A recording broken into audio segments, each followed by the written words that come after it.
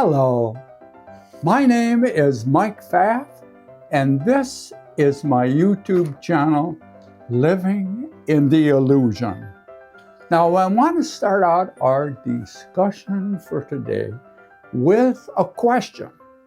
And the question is this: why do we need reality?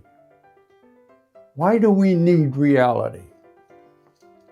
Now, our overall subject for the day is surprise. Reality is unnecessary in the illusion. Now, that's an interesting thing, because in the illusion, or in our life, we are always looking for reality. Here's something you may not know. You think you know. There is no definition of reality. There's no consensus on what illusion is. Between science and philosophy, between different forms of understanding of materialism and idealism, and even in quantum mechanics, there is no consensus on what reality is. That's the way it goes. Now, there is, while there's no agreement, there is a kind of a idea of what reality is. So reality right now is what you believe it is. You determine what reality is. Now, reality in general, reality is considered the sum total of all existing things, independent of perception or beliefs. Independent of perception or beliefs. Well, now here's our problem. Without a perceiver, there is nothing to perceive. And if there's nothing to perceive, there's no reality. All there is chaotic energy. Meaningless, chaotic energy. So to have any kind of reality, you need a perceiver. Perceivers don't have to be human. A tree can be a perceiver. An animal, a plant. There are all kinds of perceivers out there. But without a perceiver, there can be nothing except chaotic, unmanifested energy. So, reality is unnecessary for our purpose here in the illusion. Now, you notice I outlined in red purpose. So, our purpose in being here has nothing to do if there's a reality or not, if you're in the illusion or not. We have a purpose, and we always, a lot of times we say, I wonder what my purpose is. Well, we're going to try and define that in just a moment. And so let us try to define what our purpose is. Now, we have to make some assumptions to begin with. And this approach will be a little bit different. First, you are not your body. I hope you recognize that you are not your body, although you need a body to be here in the egoic world. Within the illusion, you need a body. If you don't have a body, you can't be here. So that's one of our first assumptions. So the other assumption is that consciousness is fundamental. Now, while you think about that, consciousness being fundamental, we're having a little green tea with citrus flavor and fused with peppermint. Just to give it a little kick. So, we're going to look at consciousness, because consciousness wants to know itself. Consciousness is everything. It's infinite. And how does it know itself? To know ourselves, we have to distance ourselves from ourselves. You have to look in a mirror and say, oh yeah, my hair's not right, or I got a zit on my cheek, or whatever it is. But to know ourselves more closely, we have to have some distance so that we can see the reaction and know ourselves. And consciousness is the same way. It's going to know itself. Where do you go if you're infinite to know yourself? How can you get out of infinity to know yourself? A very interesting problem. How does consciousness resolve that problem?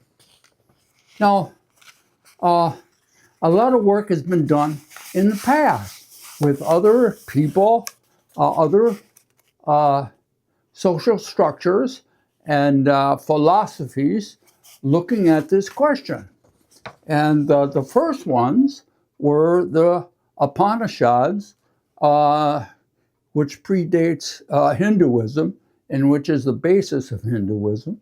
And they kind of said, well, what consciousness does is, because it's infinite and can do anything, it creates a most complexing environment. And in that complexity gets lost. And so this is what consciousness has done. It has got lost in the egoic world, in the illusion. Because the illusion is not nothing. It is something. It's just not what you think it is. So that's how consciousness is resolving the problem. Now, in that state, consciousness is aware of itself and also unaware of itself. Now, this is related to a superposition, where both paradoxical ideas exist together.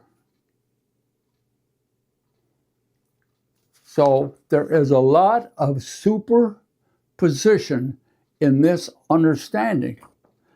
So let us look at, I'm trying to read my notes here because it gets a little complexing. Look, think of quantum superposition state where both exist simultaneously. Now here's the process as I understand it, and of course I got this from other people. You know, there's nothing new under the sun. If you look around a little bit, you'll find answers to just about everything that somebody else has worked on and come to some understanding about. So here's what we have. Number one, consciousness is infinite, aware and wants to know itself, and it needs distances from itself to know itself. Being infinite, it creates an environment of such complexity that it gets lost in it in the illusion. while in the egoic world of illusions, consciousness fragments into the many. You might think of fractals, and humans are a fractal expansion. We expand through new humans, but they're all related or same as what they came from. But they're all different. None of them are the same. Like snowflakes, there's no two the same. Or sand crystals, there's not two the same. But they are fractal in how they divide. And you are part of that expansion. You're a superposition because you are an extension of consciousness. There you are. You are an avatar of consciousness. Through you, consciousness gets to know itself. So you are quite important to consciousness understanding itself. So what's your purpose? Now recognize, again, you are not the body. What's your purpose? Your only purpose: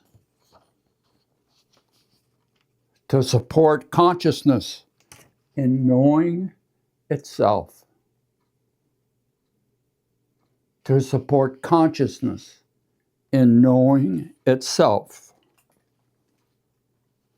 Now, before we go on, and I'm going to show a model in a moment, and it is this: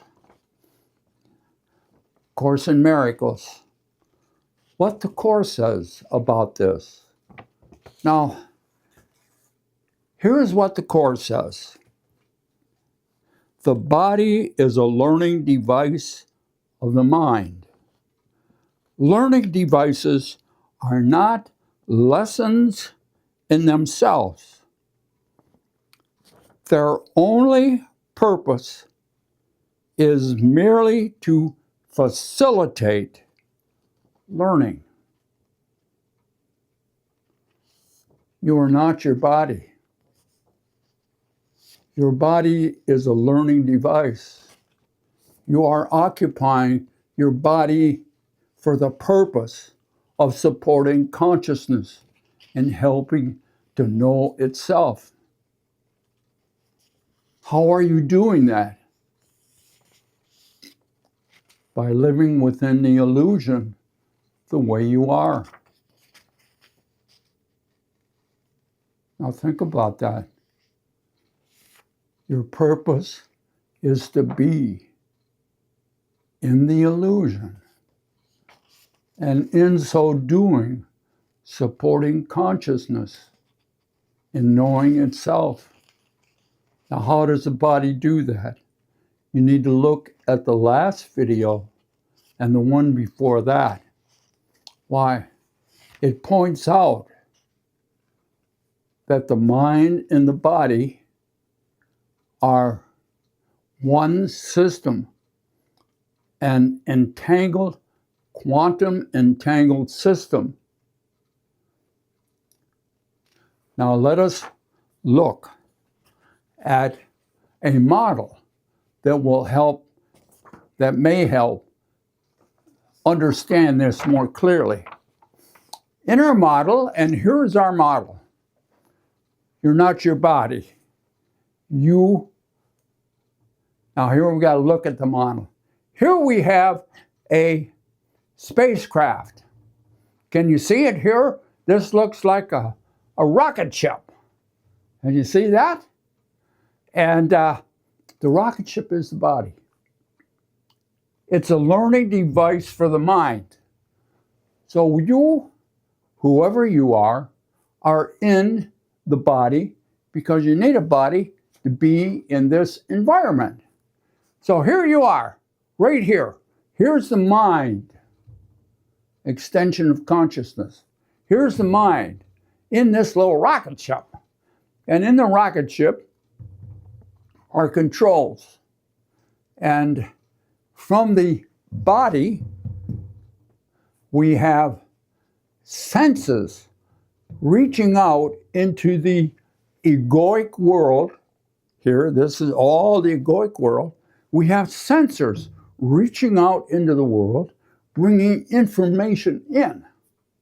And you take that information and run it through your computers, which is your local data banks, your life experiences, your belief system, your beliefs, your memories, and you determine from the input data what is out here and what you have to deal with.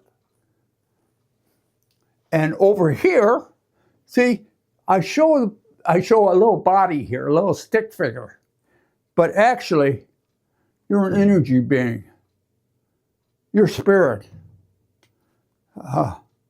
You don't look like a stick figure or a body. Mind is formless. In the spacecraft, it gives structure, and you believe you're the spacecraft. But you're not. Now over here, we have an antenna. And what's the antenna's purpose? Connection. For uploading and downloading information to the mainframe. What's the mainframe?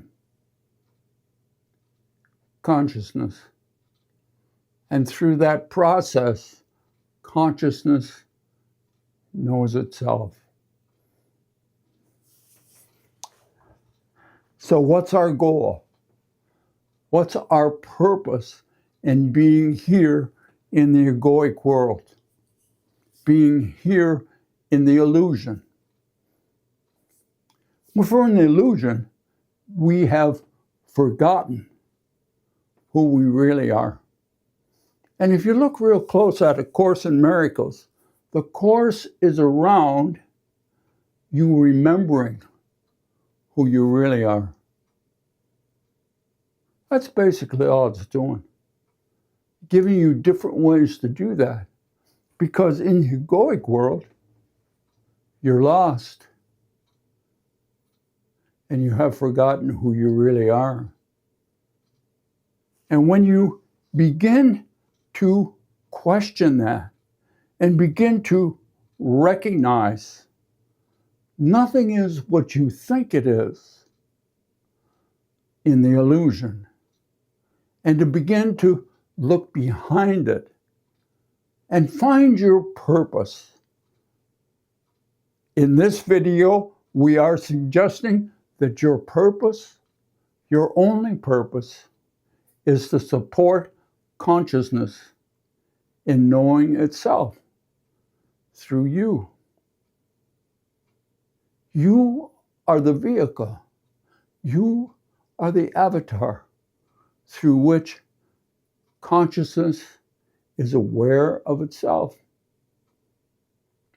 And then when one avatar, I don't want to use that word now, when one entity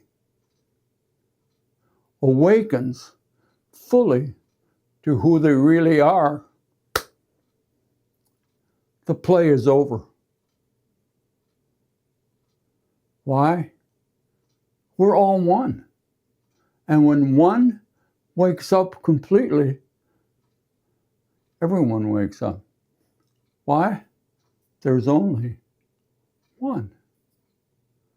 And then a new game begins. A new play starts. And it's that way for eternity until consciousness knows itself completely. Oh, there's much to talk about here in the illusion. And I'm sure we'll get together again and we'll still be in the illusion.